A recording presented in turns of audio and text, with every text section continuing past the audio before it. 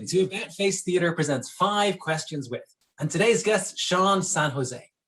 Sean is the new artistic director of the Magic Theatre in San Francisco, which has been dedicated to the cultivation of bold new plays for over 50 years. Sean is a Bay Area theatre maker, performer, director and producer, and a co-founder and the current program director of the award-winning new performances group Campo Santo, which has developed, produced and premiered nearly 100 new works for and by people of color since 1996. Sean, you're very welcome. Great, thanks for having me. How's it over there? Really good, really good, Sean. Great to have you. Very good to have you. So listen, Sean, we'll dive right in. So the first question is just what either play or experience first got you interested in theater? Yeah, it's a funny story about getting into theater. I grew up here in San Francisco, beautiful city, culturally deep and rich. And I come from a big Islander family. My mother was one of 8. I'm one of 30 of my grandmother's grandchildren. So we always had a full family, cultural, entertainment life. And yet, and still living and growing up in San Francisco, I never experienced theater at all until I was about 17, 18 years old. So it was really seeing the first play that I ever saw that really opened up a new world for me.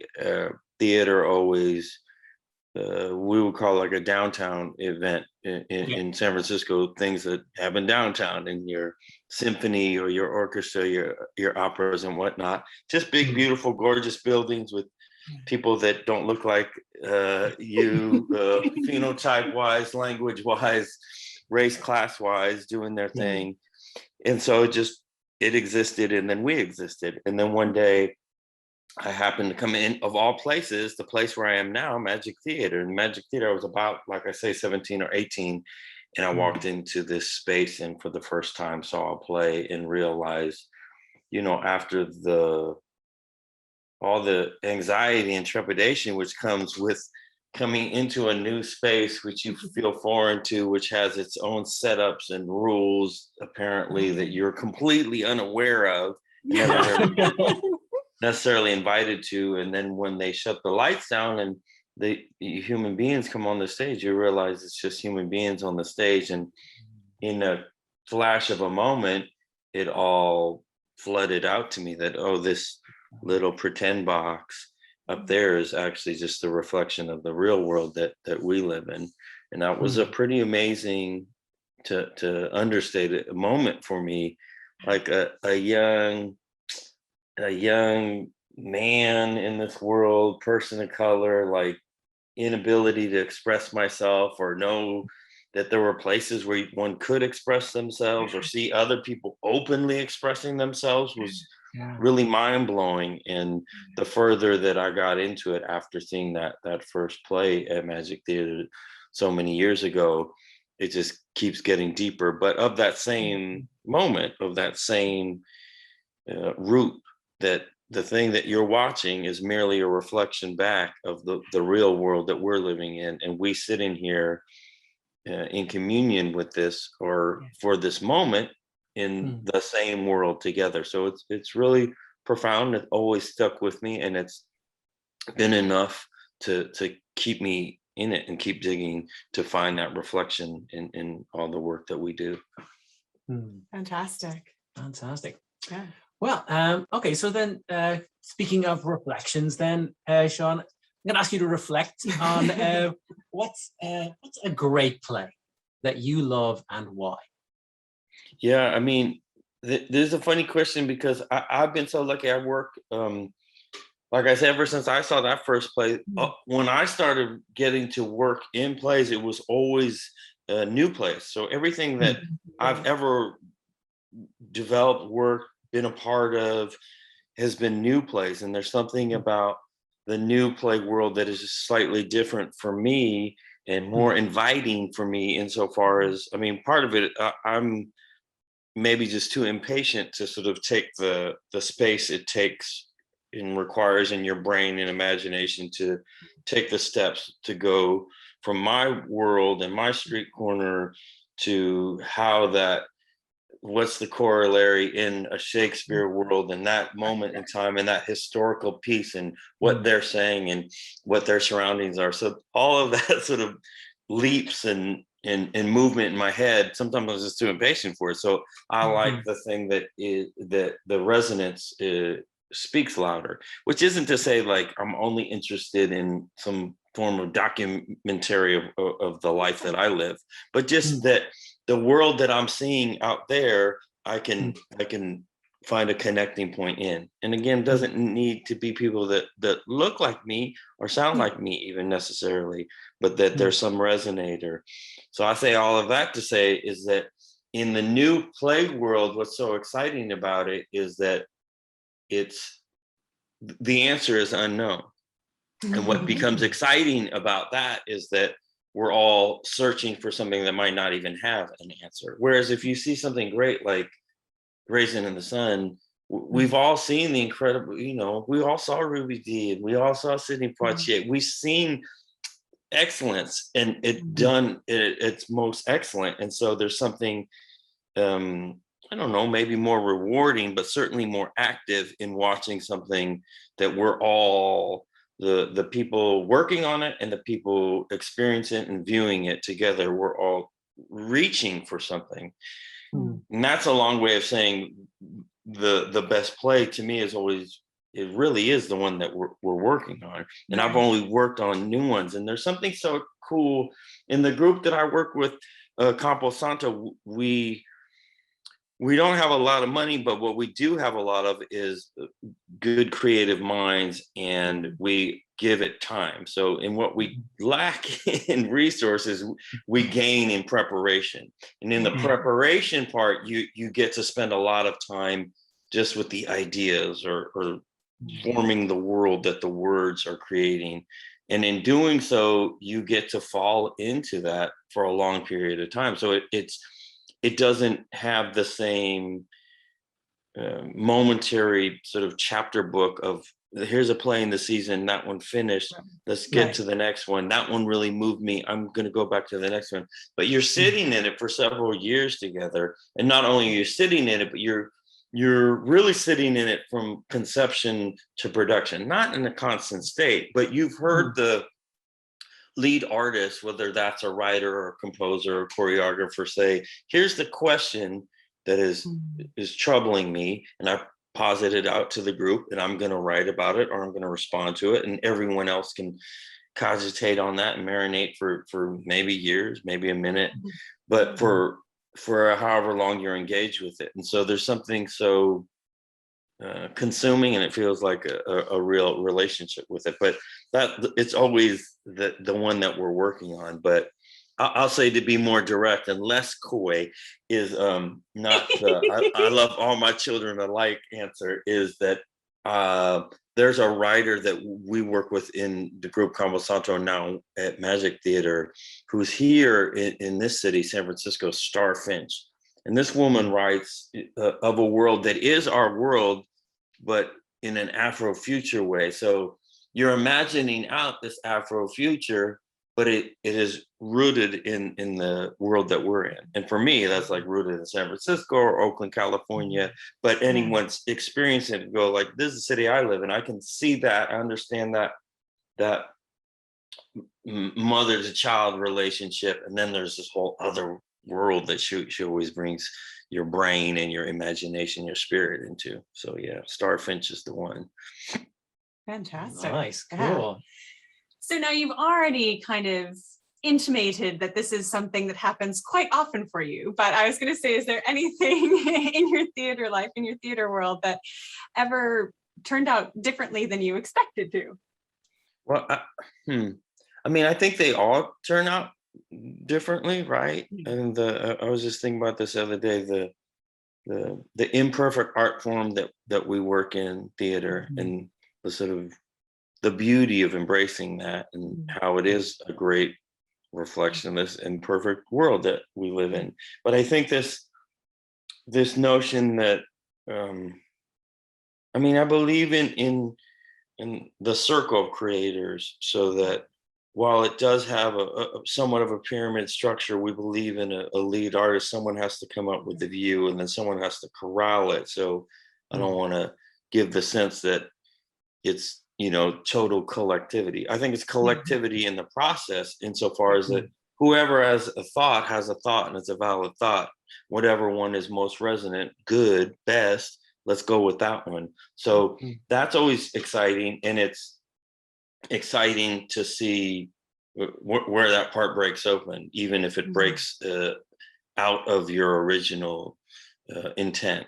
If you start with the thesis question is this, and that seems so meaningful and deep, and then you realize within the creation of that you discover something. There's a luxury in being able to do a longer process that we do, and that you're able to outreach with people and talk about the theme of it rather than just the production of it. And then you start to be informed by other people's responses to the larger question. Then you go, we're either ringing that bell really well, or, oh, we've completely missed the whole corner. I think we need to turn left in this process and explore here. So that's always most exciting. And also, I'm lucky in the group that I work with, Campo Santo, but anywhere in the Bay Area, we have so many great artists of all types, but certainly great actors. And so there's this desire, you want to write for an actor or something like that. And that, I think that's one change that can happen that feels like so heartbreaking. Like, I wrote this for you, and you can't do it. Now we can't move it, or if we move it, and then you realize, well, it's actually beyond an individual. And that ends up being a wonderful thing. And the weird serendipity of ensemble work is that there has to be a reason that someone else is standing there and listening, and they offer this other gift that we hadn't been thinking of. And also that it breaks you again out of the singularity of I write this word for you and you're going to see me express it. So the more we break open our expectations, the more exciting that becomes. And it can be a heartbreaking couple of weeks where you're trying to get your brain to go like, but she's so good. Like, how can anyone else do it? And then you have to realize, what I'm a big believer truly in the word. So at the end of the day, you have to go like, if we can't rely on the word, then we should be messing with a different art form. Absolutely. Yeah. Great. Cool. Okay, Sean. So you've been working in the theater now for a while, even though you're still only kind of entering a new stage of your career. So what is it that keeps you coming back to the theater? What moves you? What excites you about theater? Yeah, I mean, that's a wonderful question, because it should be the thing that I feel every day. And I do feel it every day, which is this idea of coming together with people and coming to, if not a sense of home, if that maybe feels too intimate or too far reaching, the sense of creating community together. And like I say, I grew up in a big metropolitan city. I come from a larger family, but I'm also, just like a strange person who's very like internalized, and I'm an islander. The way I was raised was full of love, but also filled with lots of secrets and lots of internalized and unknown pains and inabilities to express and to connect with people. So there's something quite necessary for me, and I know that can verge on sounding a little unhealthy, but there's something quite necessary about me needing to have rooms like storytelling and theater where you can experience the world. And it's not always a balm of reassurance, but there is an affirmation that you are in this world, and you are in this world with other human beings and other spirits. And that is, it's really worth showing up for. And doing new work too, it's like you get entertainment, education, the experiential, you get it all, when you're creating a new play, you have to know what the world it is that you're delving into. So you can't just jump into it and go, oh, we're going to do something about the history of this neighborhood. Give me the lines. No. We got to find out what is that street and who was it named after? What ghosts came before? What ancestors were there? And so that even for me, like I keep talking about my city, which I love, there's something always new and to be learned about it, and that the research part becomes quite gratifying.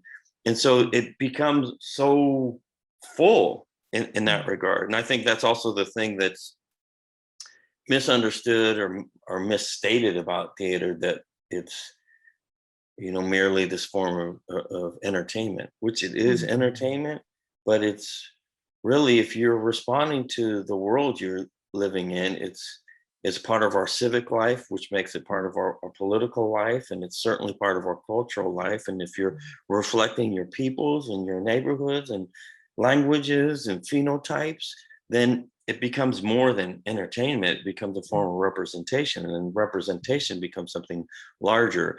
And I don't walk into a theater feeling and carrying all those things, but that somewhere in me, I do know that there's a pull of that there, that I know that I'm not merely showing up for the ego and the navel gazing part of it, which certainly it is there. I mean, we chose theater, we didn't choose novel writing. And so there is something about, I'm here, listen to me. But there's also something, again, very necessary, especially when you're talking about underrepresented people. Like, we need the microphone. We deserve the microphone. We earn the microphone. Our ancestors did. So let us help rightfully center that microphone so people can tell their stories on it. So there's something, I verge on being too righteous with that statement, but there's something that is driven about that and helps push me to do it.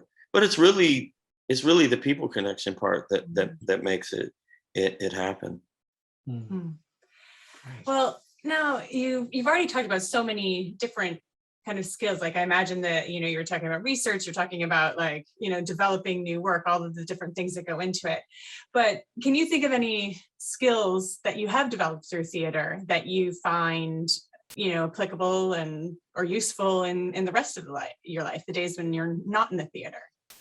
Yeah, I mean, I feel, again, on the verge of sounding like an unhealthy human being, but I feel like in a basic way, communication skills.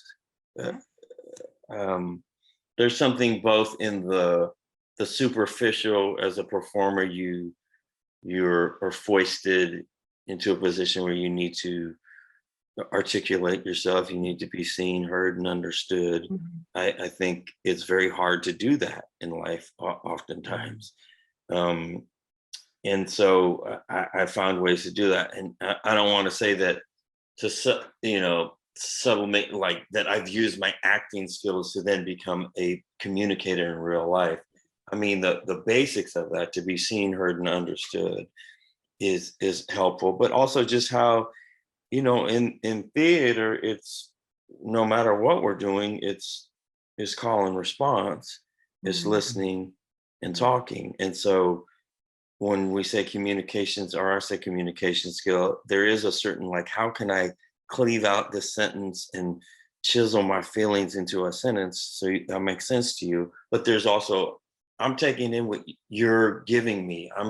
I'm listening to you. I'm available to you. I'm here, and I take that in. And I would have to say I most definitely had to have learned that in theater, because I'm discomfited in life doing that sometimes.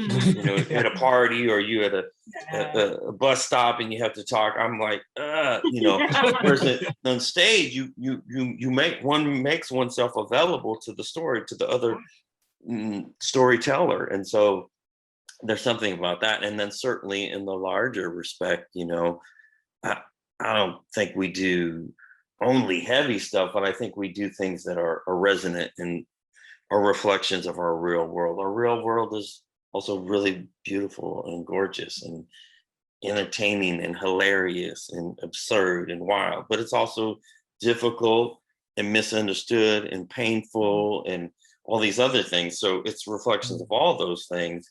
And I think if you delve into the work, you don't clock out with that. So whatever feeling I've experienced, I've etched into me, or I've expressed, that exists in my DNA now. And so that I walk with that, which isn't to say I walk with these characters and therefore that it's whatever the subject is, whatever the ideas that are presented. And more than that, it's really what we hope that our audiences are experiencing too, whatever dialogue on stage of this creative that helps you see some dialogue that goes on in your head and then maybe eventually to another human being or into an action. So I think it's helped make me,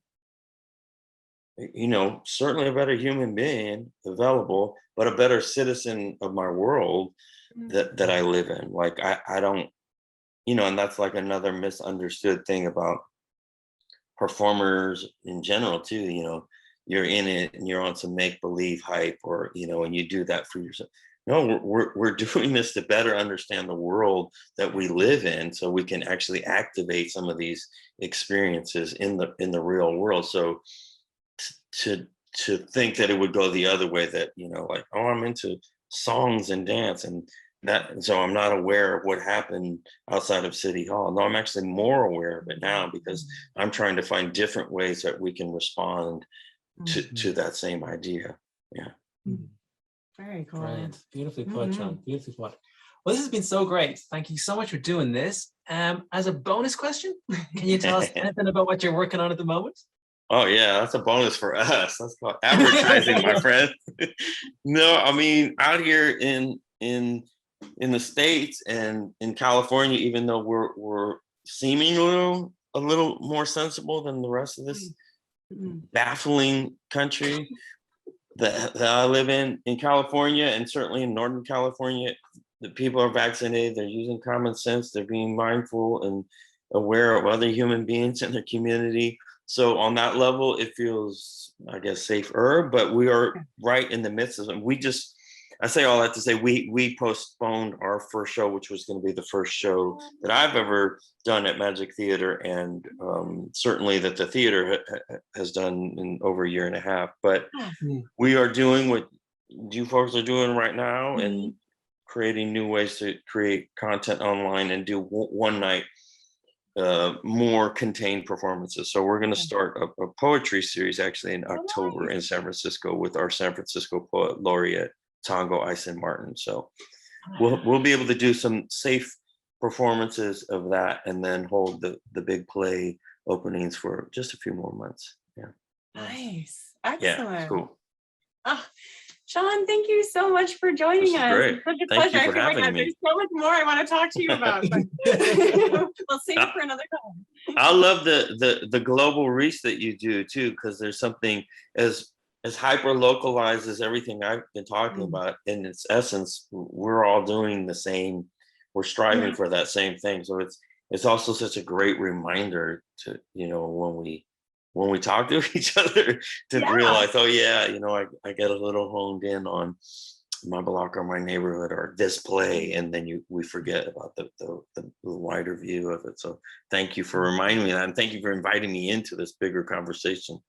Oh, absolutely. Our pleasure. Yeah, Absolutely. yeah. And the same goes for us too. I think we all tend to do that, right, with our work. So it's really great to connect and see what you're doing and what you're up to. So thank you. Thank you. And a huge thank you to you, the audience, too, for joining us. So if you enjoyed the interview, please like below and follow AboutFACE and share, because we believe theater makes life better. See you next time on AboutFACE Theater presents 5 Questions With. If you've enjoyed this video, please subscribe to us on YouTube, like us on Facebook, and share. Thanks for watching.